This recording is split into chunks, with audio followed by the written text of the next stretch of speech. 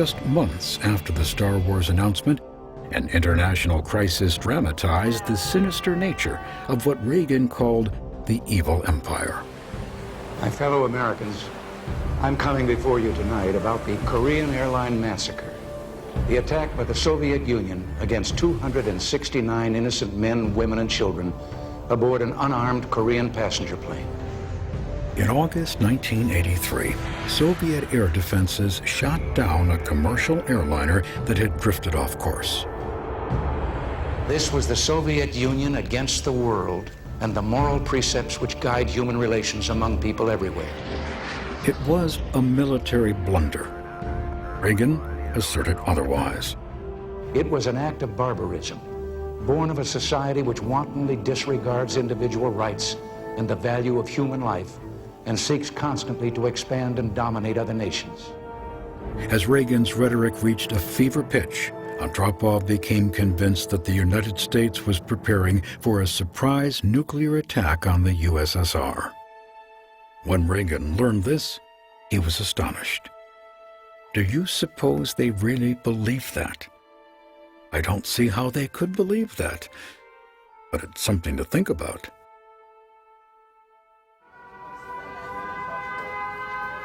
The superpowers managed to avoid nuclear Armageddon for nearly 4 decades, but on November 20th, 1983, millions of Americans endured the unthinkable.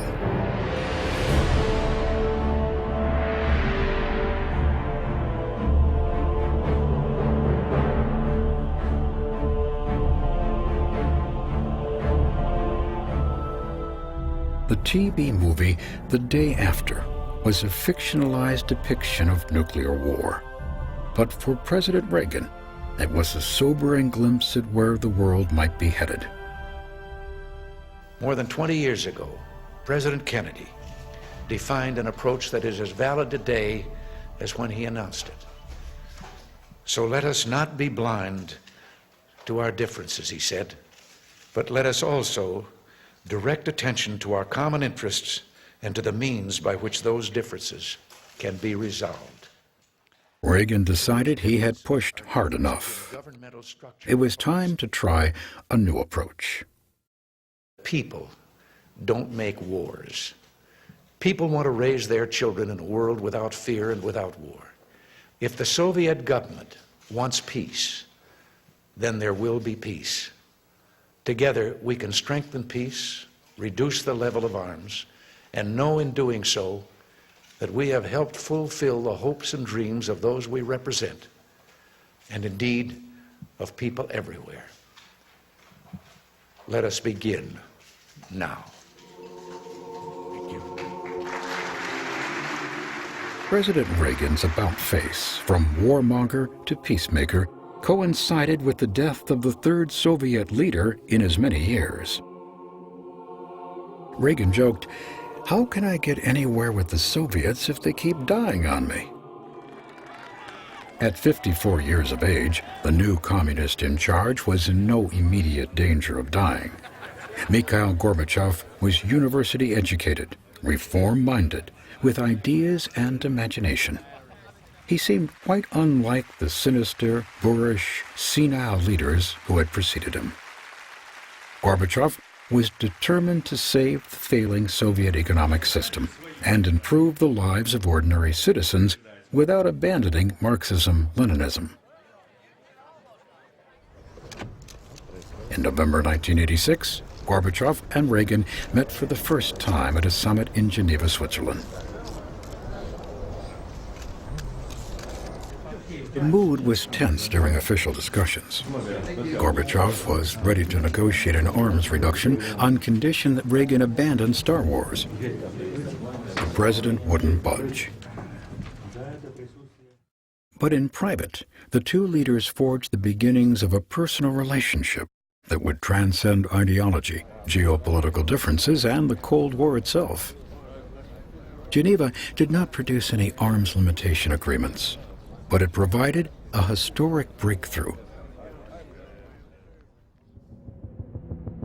Just 5 months later, an explosion ripped through reactor number 4 at the Chernobyl nuclear power plant in the Soviet Union. was an environmental catastrophe, the worst nuclear disaster in history. It exposed a Soviet system that was shot through with corruption and incompetence.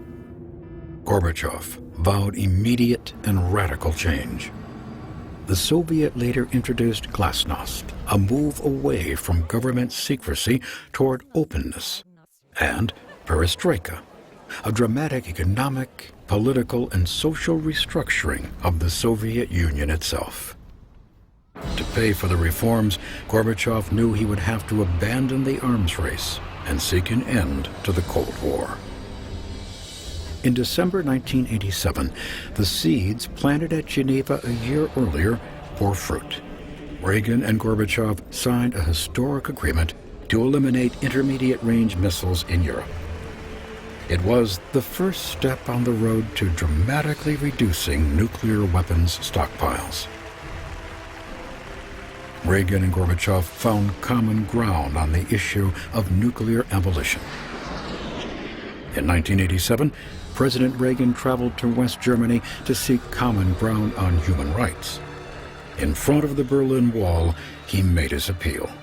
General Secretary Gorbachev, if you seek peace, if you seek prosperity for the Soviet Union and Eastern Europe, if you seek liberalization, come here to this gate. Mr. Gorbachev, open this gate. Mr. Gorbachev, tear down this wall. For Ronald Reagan, the one-time Hollywood actor, it may have been his finest performance.